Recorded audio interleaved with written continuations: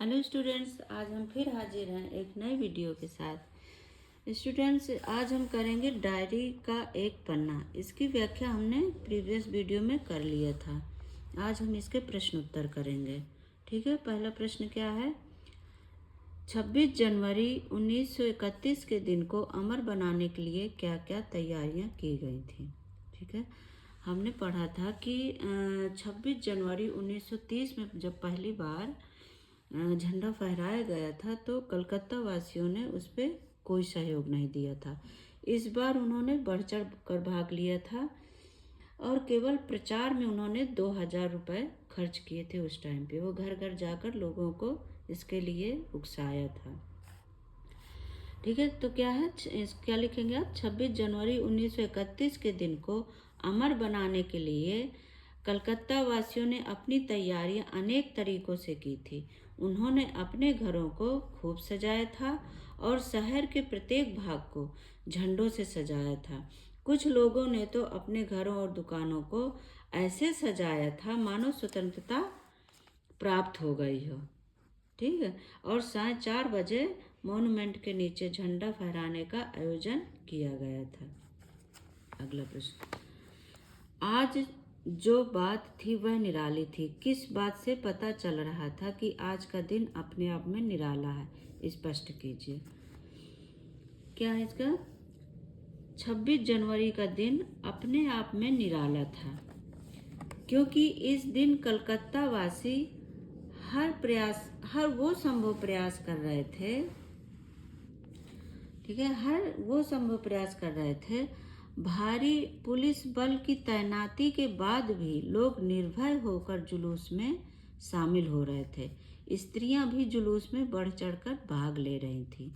लोग टोलियां बनाकर मैदान में घूम रहे थे। अंग्रेजों ने तो क्या किया था, अंग्रेजी सरकार का लोग उल्लंघन कर रहे थे। अंग्रेजी सरकार ने बोल रखा था कि अगर एक जगह इतने लोग हुए और अगर यहाँ पे सभा हुई तो ये धारा लगेंगी, लेकिन लोगों ने खुला चैलेंज दिया था। वो टोलियां बनाकर घूम रहे थे। उन्होंने अंग्रेजी सरकार के कानून का उल्लंघन प्रसन्नता पूर्वक किया था और जगह जगह राष्ट्रीय झंडे फहराए थे। ठीक है, अगला प्रश्न देखिए। प्रश्न तीसरा क्या है। पुलिस कमिश्नर के नोटिस और काउंसिल के नोटिस में क्या अंतर था। आप क्या लिखेंगे। पुलिस कमिश्नर के नोटिस में चेतावनी दी गई थी कि अमुक अमुक धारा के अनुसार सभा नहीं हो सकती। यदि आप लोग सभा में भाग लेंगे तो दोषी समझे जाएंगे, क्योंकि यह सभा कानून का उल्लंघन करने के लिए बुलाई गई है। क्योंकि अंग्रेजी सरकार नहीं चाहती थी कि कहीं भी कोई सभा हो और लोग इकट्ठा होकर कोई भी आगे का प्रोग्राम बनाए या झंडा फहराए, तो उन्होंने धाराएं लगा दिया था। काउंसिल ने क्या किया था। काउंसिल के नोटिस में यह बताया गया था कि ठीक मॉन्यूमेंट के नीचे ठीक 4:24 पर झंडा फहराया जाएगा तथा स्वतंत्रता की प्रतिज्ञा पढ़ी जाएगी। ऐसा खुला चैलेंज देकर ऐसी सभा पहले कभी नहीं की गई थी, जहां एक तरफ सरकार के भय से चुप कराया जा रहा था और जनता को तो दूसरी तरफ वो देशभक्ति का वो परिचय भी दे रहे थे। ठीक है, जहां जनता को सरकार चुप कराने के लिए अनेक प्रयास कर रही थी, वहीं जनता बिना किसी भय के आगे बढ़ रही थी। अगला हमारा प्रश्न देखिए। धर्म तल्ले के मोड़ पर आकर जुलूस क्यों टूट गया। धर्म तल्ले के मोड़ पर जुलूस इसलिए टूट गया क्योंकि पुलिस की लाठियों से बहुत से लोग घायल हो गए थे। क्योंकि बहुत सारी जनसंख्या थी, बहुत सारे लोग इकट्ठा हुए थे, तो पुलिस जैसे जिसको पा रही थी उस तरह से लाठियाँ बरसा रही थी। तो इसलिए वहाँ पे बहुत सारे लोग घायल हुए थे इस बार, और सुभाष बाबू की गिरफ्तारी हो गई थी। इस वजह से जुलूस तितर बितर हो गया और धर्म तल्ले के मोड़ पर आकर जुलूस टूट गया। ठीक है, अगला प्रश्न क्या है हमारा। डॉक्टर दास गुप्ता जुलूस में घायल लोगों की देखरेख तो कर ही रहे थे, उनकी फोटो भी उतरवा रहे थे। उन लोगों के फोटो खींचने की क्या वजह हो सकती थी, स्पष्ट कीजिए। डॉक्टर दास द्वारा क्या लिखेंगे, देखिए, डॉक्टर दास गुप्ता द्वारा लोगों की फोटो खींचने की वजह यह थी कि पूरा देश इसको देखे कि अंग्रेजी सरकार किस तरह से अमानवीकृत कर रही है लोगों के साथ। समाचार पत्रों में इसे छपवाकर सारे देश को इसके बारे में बताना चाहती थी, दिखाना चाहते थे। ठीक है। पुलिस की इस बर्बरता को देखकर देश के अन्य लोग भी प्रेरित होकर देश की स्वतंत्रता के लिए आगे आएं और संगठित होकर सरकार का विरोध करें।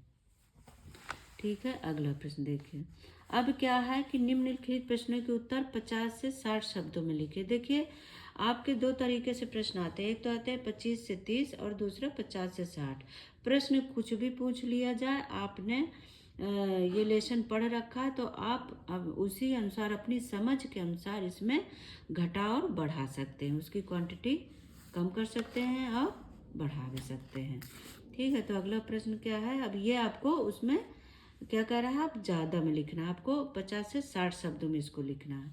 तो सुभाष बाबू के जुलूस में स्त्री समाज की क्या भूमिका थी, आप क्या लिखेंगे, सुभाष बाबू के जुलूस में स्त्री समाज की अत्यंत महत्वपूर्ण भूमिका थी।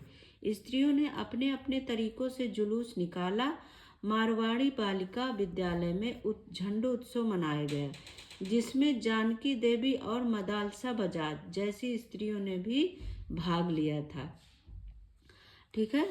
झंडा उत्सव में पहुंचकर मॉन्यूमेंट की सीढ़ियों पर चढ़कर झंडा फहराकर घोषणा पत्र पढ़ा। करीब 105 स्त्रियों ने पुलिस को अपनी गिरफ्तारी भी दी और अंग्रेजों के अत्याचार का सामना किया। ठीक है। अगला प्रश्न क्या हमारा,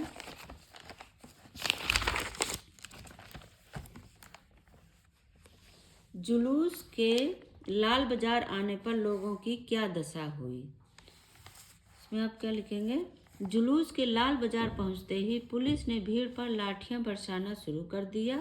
भीड़ अधिक होने के कारण इस बार बहुत से लोग घायल हो गए। सुभाष बाबू को पकड़कर जेल भेज दिया गया और मदालसा बजाज भी पुलिस द्वारा पकड़ी गई। इस जुलूस में कई लोग घायल और गिरफ्तार भी हुए थे। ठीक है। क्योंकि बहुत सारी संख्या में लोग यहाँ पहुँचे थे, तो बहुत सारे संख्या में लोग घायल भी हुए थे और गिरफ्तार भी हुए थे और स्त्रियाँ भी गिरफ्तार हुई थी। अगला प्रश्न है हमारा, जब से कानून भंग का काम शुरू हुआ है तब से आज तक इतनी बड़ी सभा ऐसे मैदान में नहीं की गई थी, और यह सभा तो कहना चाहिए कि ओपन लड़ाई थी। यहाँ पर कौन से और किसके द्वारा लागू किए गए कानून को भंग करने की बात कही गई है। क्या कानून भंग करना उचित था, ये पाठ के अनुसार आप अपने विचार दीजिए। ठीक है। प्रश्न का उत्तर क्या हमारा, यहाँ पर पुलिस कमिश्नर के द्वारा कानून को भंग करने की बात की गई है। इस कानून के अनुसार किसी भी प्रकार की सभा को आयोजित या भाग लेने की मनाही थी। उन्होंने क्या था, धाराएं लगा रखी थी कि लोग इकट्ठा ना होंगे, ना स्वतंत्रता के लिए लोग आगे आएंगे। मेरे विचार से यह कानून भंग करना अति आवश्यक था, क्योंकि यदि ऐसा ना किया जाता तो देश में स्वतंत्रता की आग को और बढ़ावा न मिलता, और देश की रक्षा करना, स्वतंत्रता के लिए प्रयास करना और राष्ट्रीय ध्वज फहराने का अधिकार हर देशवासियों को होना चाहिए।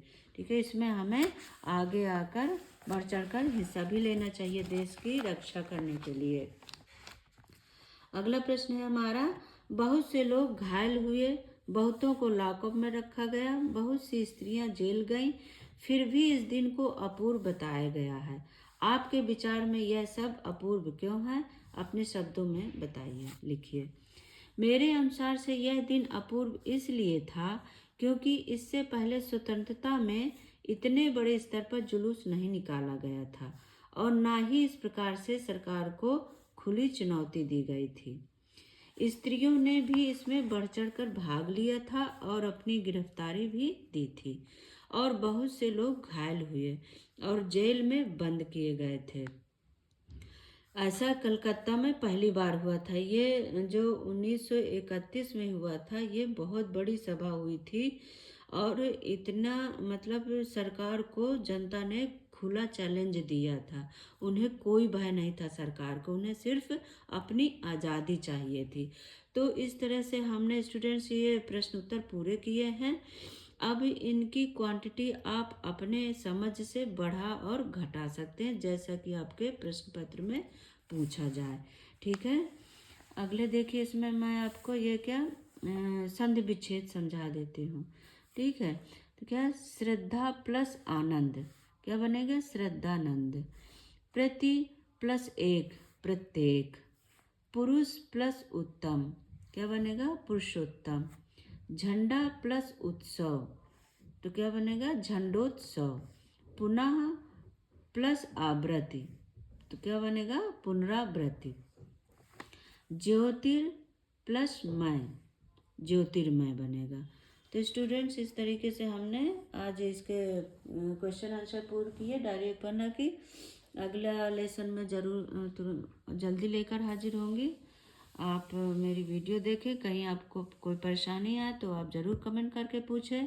थैंक यू बच्चों, बाय बाय।